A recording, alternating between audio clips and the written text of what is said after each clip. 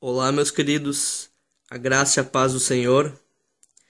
Hoje eu quero refletir com vocês, mais uma vez, um contexto muito lindo de Isaías, que se encontra no capítulo 50, o versículo 1, o 4 e o 5. E estarei comentando algum contexto até o capítulo 51. Mas aqui o Senhor nos diz uma coisa sobre o pecado de Israel e a obediência do seu servo. Lemos aqui sobre um contexto onde eu quero classificar 3 palavras muito práticas e fáceis para quem está em Cristo Jesus e que isso provenha de Cristo Jesus e não do mero esforço humano. São elas: arrependimento, servo e frutos. No verso 1 começa assim: capítulo 50 do livro de Isaías. Onde está a certidão de divórcio da sua mãe, com a qual eu mandei embora? A qual dos meus credores eu vendi vocês? Por causa dos seus pecados vocês foram vendidos. Por causa das transgressões de vocês, sua mãe foi mandada embora. Verso 4. O soberano, o Senhor, deu-me uma língua instruída, para conhecer a palavra que sustém o exausto.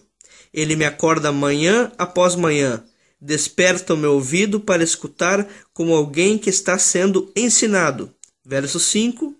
O Senhor, o soberano, abriu os meus ouvidos, e eu não tenho sido rebelde. Eu não me afastei.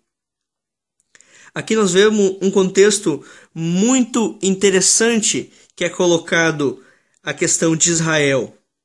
Mas aqui no verso 1, nós vemos a questão da certidão de divórcio. Na época dos judeus, ela era dada, na verdade, para a mulher após o divórcio. Era dado do marido para a mulher após o divórcio e ela poderia ser mandada embora. Se essa dívida do divórcio não fosse paga, os filhos desse casal iriam ser vendidos. E aqui Deus questiona com uma retórica. Deus questiona seu povo, que não foi ele que vendeu seu povo. Ele coloca aqui que ele pode livrar eles. No verso 2 ele coloca: não há mais força em mim para livrar? Ele coloca isso como pergunta. E Deus pode livrar. Mas a corrupção foi por causa do seu povo. Essa separação era resultado da própria rebelião que Israel fez e agiu como uma esposa infiel. Por isso que ele caracteriza aqui como mulher. Então Judá, que ele rompeu o relacionamento com Deus e ganhou essa certidão de divórcio. E era a separação que ocasionou isso, foi o próprio cativeiro. A gente vê que esse divórcio foi dado em Jeremias 3:8 também, que é um outro versículo que caracteriza esse contexto. E no verso 4 e 5, a gente vê que a palavra que é redimida através do arrependimento, o servo ele as ouve. E com obediência, ele faz elas, ele as obedece, ao contrário do que fez Israel. Nós vemos no verso 2 aqui do contexto de Isaías capítulo 50, que Israel não ouviu a palavra, não quis obedecer a palavra. E o servo aqui nós vemos um contexto messiânico também, ele não foi rebelde, ele não pecou, ele não se afastou.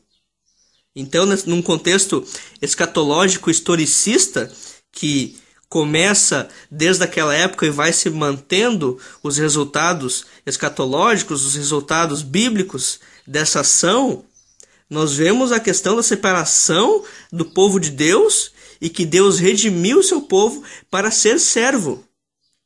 Essa questão se cumpre também mais adiante em Isaías, agora sim, capítulo 51, verso 3, onde ele mostra que a palavra dele, que está na boca do seu povo, vai tornar o solo fértil, vai produzir frutos. Antes ele arrependeu, ele se tornou de volta a ser servos, mas após isso ele os tornou a produzir frutos. Que aqui ele vai descrever o capítulo inteiro de Isaías 51 como consolando Sião com a sua compaixão. O verso 16, então, mostra por causa da palavra em nossa boca, está escrito. Da palavra em nossa boca, Deus então declara sermos sua posse. Ele fala: vocês são o meu povo. Então, mediante arrependimento, somos servos. E se somos servos, os frutos do Senhor estão à beira e nós devemos produzi-los para a honra e glória de Deus. Toda a separação que nós temos de Deus, todos os nossos pecados, ninguém é culpado a não ser nós. Os irmãos da igreja, um pastor, um líder, um evangelista, você não pode culpar ninguém dos seus pecados. O único pecador, a única pessoa responsável pela sua separação de Deus é você mesmo. Mas a única pessoa responsável que traz você de volta a Deus e a única possível que pode trazer você de volta a Deus é Ele próprio, com a sua restauração, com a sua misericórdia e com a sua regeneração. Que você fixe essas palavras no seu coração, tenha uma ótima semana e ande seus passos na presença do Senhor. Deus abençoe a todos.